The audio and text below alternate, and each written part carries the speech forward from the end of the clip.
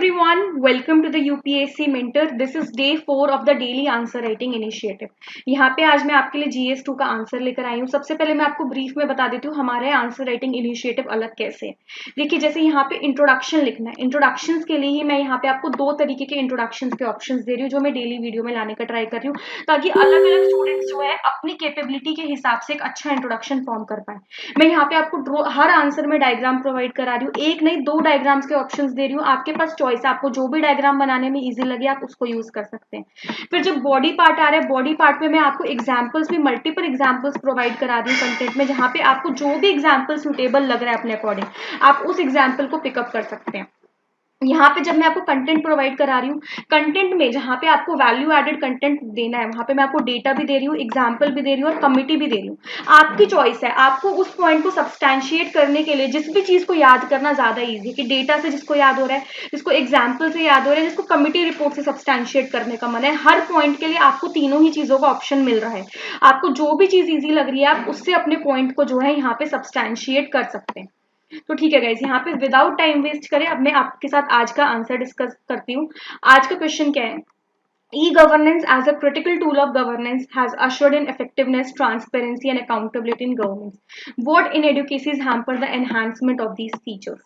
ठीक है, देखो ई गवर्नेंस के ऊपर पूछा गया है कि ई गवर्नेंस की आपको पहले बताना है कि वो कैसे इफेक्टिवनेस, ट्रांसपेरेंसी और अकाउंटेबिलिटी लेकर आया, फिर उसके बाद उसकी इनएडुकेसीज के बारे में डिस्कस करना है। यहाँ पे इंट्रोडक्शन के दो तरीके हैं। नंबर फर्स्ट इज आप यहाँ पे डेफिनेशन और गवर्नमेंट स्कीम्स के थ्रू कर सकते हैं। जिनको लगता है कि नहीं मैम हमें डेफिनेशन याद करने में दिक्कत होती है वो यहाँ पे डेटा के थ्रू भी इंट्रोडक्शन दे सकते हैं। देखिए सबसे पहला जो मैंने आपको इंट्रोडक्शन का तरीका यहाँ पे बताया वो है डेफिनेशन के थ्रू।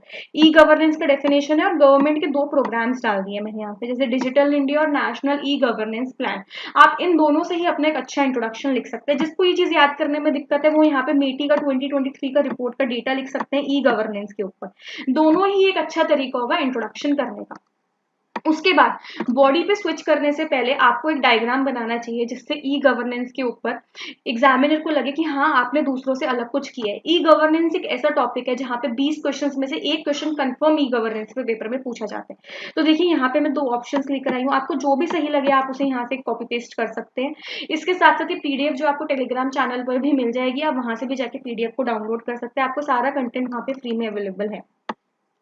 अब देखिए फर्स्ट पार्ट क्या था क्वेश्चन का, e governance as a critical tool of governance has ushered in effectiveness, transparency and accountability. अब इन तीनों ही पॉइंट्स को यहाँ पे आपको एक्सप्लेन करना होगा। सबसे पहले इफेक्टिवनेस के बारे में, फिर ट्रांसपेरेंसी के बारे में, फिर अकाउंटेबिलिटी के बारे में। तीनों ही पॉइंट्स को यहाँ पे बताने के लिए मैंने यहाँ पे आपको मल्टीपल एग्जाम्पल्स प्रोवाइड करे हैं। आप ये सारे ही एग्जाम्पल्स को अपने आंसर में लिख सकते हैं। अगर आपको एक या दो एग्जाम्पल्स भी याद रहते हैं हर पॉइंटर के लिए तो वो भी एक बहुत अच्छी सिचुएशन होगी। बट बिना एग्जाम्पल के आपको रैंडमली एक्सप्लेन नहीं करना कि नहीं जी देखो इफेक्टिवनेस आ रही है। इफेक्टिवनेस कैसे आ रही है? एग्जाम्पल दो कि देखो उमंग ऐप लेकर आए, डिजी लॉकर लेकर आए, आरोग्य सेतु लेकर आए, ट्रांसपेरेंसी के लिए आरटीआई का पोर्टल लेकर आए, ई प्रोक्योरमेंट पोर्टल्स लेकर आए। इस तरीके से एग्जाम्पल्स दो। ई गवर्नेंस इतना स्टैंडर्ड क्वेश्चन है, यहाँ पे आपको एग्जाम्पल्स याद होने चाहिए। अब आ जाते हैं इसकी इनएडुकेसीज के बारे में जो हम बात कर रहे हैं। इनएडुकेसीज में बहुत सारे पॉइंट्स आ जाते हैं, डिजिटल डिवाइड है, साइबर सिक्योरिटी है, लैक ऑफ इंटरऑपरेटेबिलिटी आ जाता है। सबके लिए यहाँ पे मैंने आपको डेटा एग्जाम्पल कमिटीज दे रखी हैं। आपको सब चीजें सबके लिए याद नहीं करनी। जिन लोगों को डेटा याद करना इजी होता है वो डेटा यहाँ से कॉपी कर सकते हैं, जिनको एग्जाम्पल याद करना इजी होता है वो एग्जाम्पल कॉपी कर सकते हैं, और जिनको कमिटीज को याद करना इजी होता है कमिटीज यहाँ से कॉपी कर सकते हैं। आप किसी भी एक चीज को लेकर पूरे पॉइंट को एक्सप्लेन कर सकते हैं। यहाँ पे बस मैंने हर टाइप के स्टूडेंट्स के लिए अलग अलग ऑप्शंस प्रोवाइड करे हैं, जिसको जो चीज ईजी है वो चीज यहाँ से उठा लीजिए। Cyber security, lack of interoperability, digital illiteracy, इस तरीके से आपको सब चीजें प्रोवाइड करानी है। उसके बाद नेक्स्ट स्टेप आता है, जब भी आप जीएस के आंसर्स लिखते टाइम कोई इशू बताते हैं तो आपको इशू के साथ कंक्लूड नहीं करना है। आपको कुछ ना कुछ वे फॉरवर्ड देना जरूरी होता है ताकि उससे ही पता चले कि हाँ आपकी प्रॉब्लम सॉल्विंग मेंटालिटी है।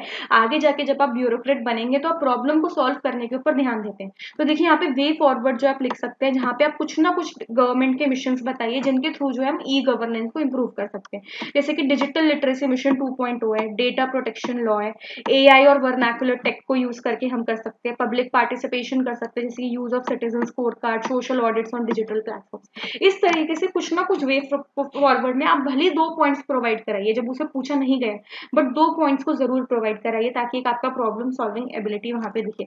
और उसके बाद जो है आप एक कंक्लूजन दे सकते हैं कंक्लूजन में जो है ट्राई करिए किसी कमेटी के रिपोर्ट को दीजिए। जैसे यहाँ पे मैंने सेकंड एआरसी को मेंशन किया है कि सेकंड एआरसी ने डिजिटल इंडिया के बारे में क्या बोला है। तो देखिए यहाँ पे मैंने कोई भी कंटेंट आपको रीड करके नहीं सुनाया, क्योंकि वो इस प्रोग्राम का पूरा मिशन नहीं है। प्रोग्राम का यहाँ पे मिशन ये है कि आप जो है मैक्सिमम इंप्रूवमेंट कर पाए, आपको समझ में आए कि आंसर को अलग कैसे बनाना है, आंसर को स्पेशल कैसे बनाना है, आर्ट ऑफ आंसर राइटिंग क्या होती है।